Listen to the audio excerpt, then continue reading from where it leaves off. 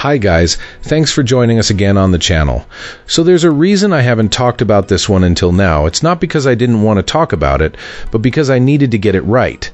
And now the wait's over, but before we get into that, don't forget to check this exclusive discount for it. You can find the link in both the video description and the top comment below. Now let's not waste any more time and jump right into the details. So, I almost talked myself out of this printer after reading a ton of negative reviews, but I decided to give this printer a shot because the budget and options lining up just made sense.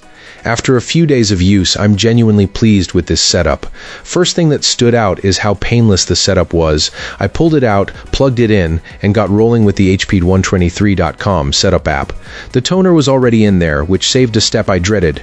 I use this printer with my iPhone, and I already have an HP 918 color inkjet, so I figured I would try not to involve a computer if I could help it. The HP123 app got this printer on my 3 wireless laptops in under a minute each, and even my old Dell XP's desktop that isn't wired to the network was picked up by the app and added to print in under a minute as well. In total, I printed a test page from 4 devices, an iPad and 3 iPhones in under 20 minutes. That felt surprisingly seamless.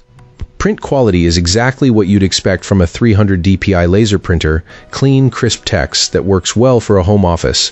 Speed is where the memories of my old 30-year-old LaserJet really fade away. This thing is fast enough to feel like a real upgrade, especially when you're coming from the old clunker. It's quiet too, about the same noise level as my HP 928, nothing disruptive during normal work.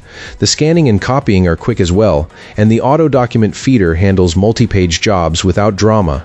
The wireless connection has stayed rock solid since day one, which is a big deal given how many printers I've used that would drop the signal.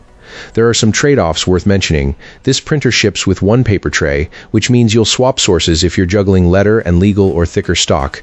It would have been nice to have a touchscreen on the unit itself. The paper tray can feel a little wobbly when you press the scan button, so a tactile control screen would have been a welcome upgrade.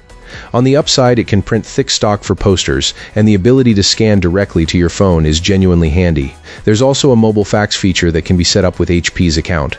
The box did not include a user manual, but you can find the details you need on HP's site, which is exactly what I did. The price has swung a bit in reviews from around $149 to $279. If you're snagging it closer to the lower end, this is a 5-star feel for a home office.